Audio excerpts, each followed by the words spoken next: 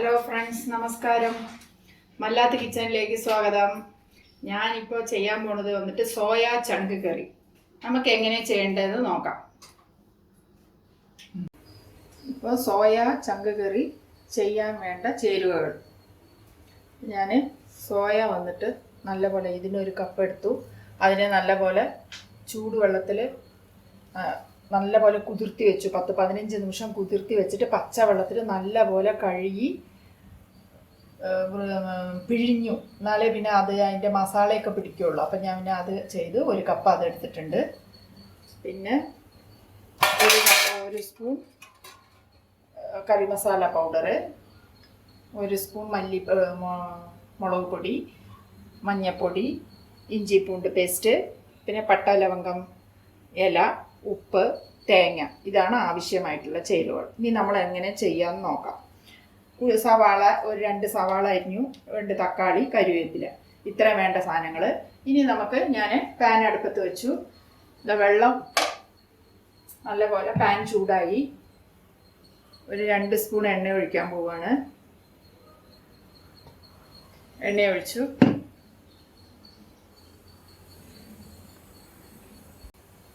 എണ്ണ ചൂടായി. ഒരു പട്ട ലവംഗപ്പൂവ്, ഒരു പൂവിൻ്റെ ഒരു 2 കഷ്ണം, ഒരു പട്ട,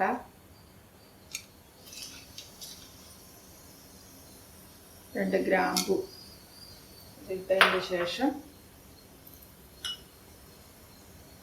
ഇഞ്ചി പൂണ്ട് നീര്,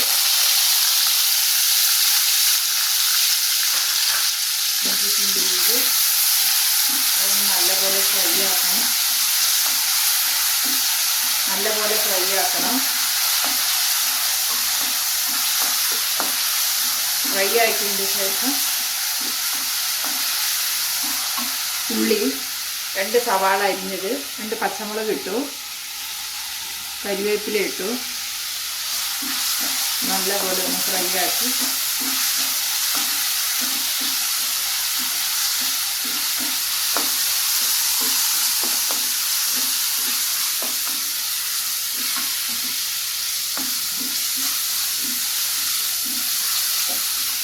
സവാള ഇടാം.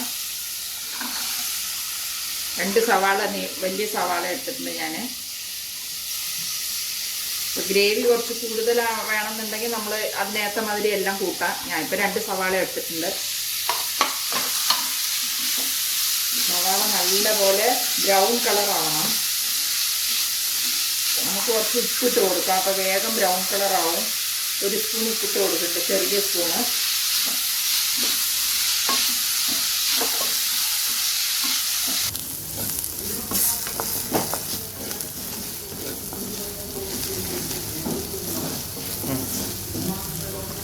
തക്കാളി ഇടാൻ പോവാണ്. വെങ്കായം ഫ്രൈ ആയി.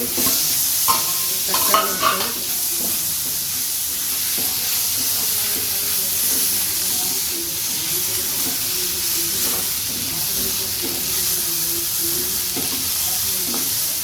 ഇട്ടു. മല്ലിപ്പൊടി ഒരു 2 സ്പൂൺ ഇടാം. മല്ലിമുളകും പൊടിച്ചത്,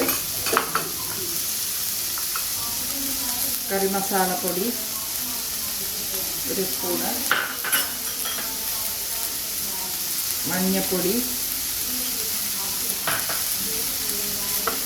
ഉപ്പ് 1 സ്പൂൺ.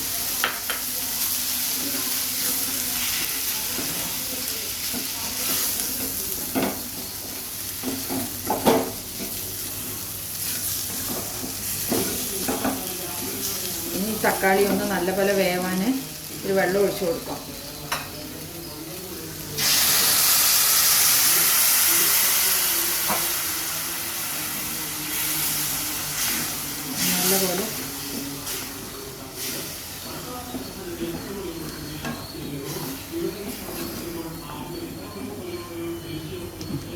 നല്ലപോലെ വെന്തതിൻ്റെ ശേഷം അപ്പോഴേക്കും നമ്മൾ തേങ്ങയും ജാറിലിട്ട് തേങ്ങയും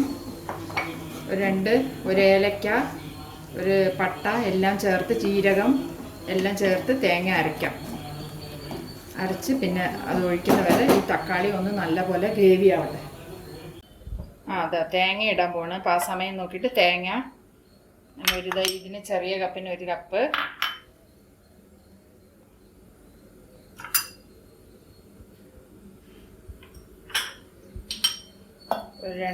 ഒരു സ്പൂൺ ജീരകം,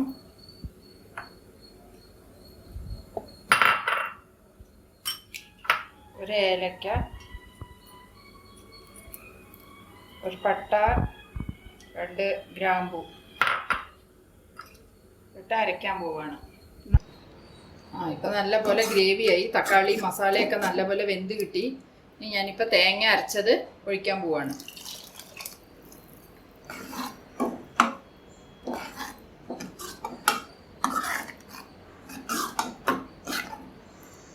ഇത് തേങ്ങ അരച്ചത് ഒഴിച്ചു. ആവശ്യത്തിന് ഉപ്പ് ചേർത്തിട്ടുണ്ട്. വേണമെങ്കിൽ നമുക്കെല്ലാം തിളച്ച് സോയയൊക്കെ ഇട്ട ഉടനെ തിളച്ച് കഴിഞ്ഞ് കൂട്ടാനായ ഉടനെ നമുക്ക് നോക്കാം.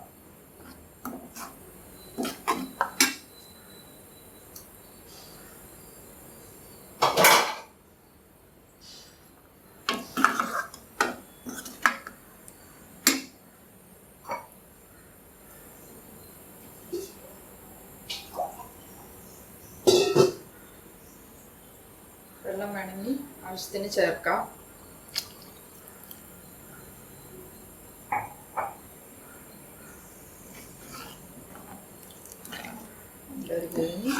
നമ്മൾ സോയ ഇട്ട് കൊടുക്കാം.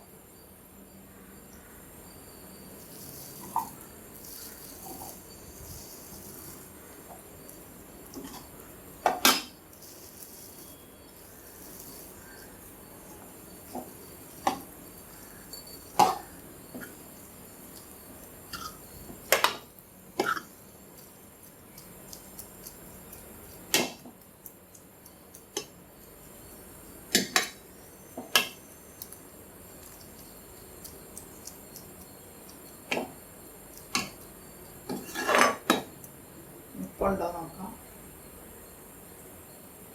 ആവശ്യത്തിന് ഉപ്പുണ്ട്. നല്ലപോലെ കറി ഒന്ന് തിളയ്ക്കാൻ വെക്കണം. നല്ലപോലെ ഗ്രേവിയായി. ഇത് ചപ്പാത്തിക്കും യൂസ് ചെയ്യാം.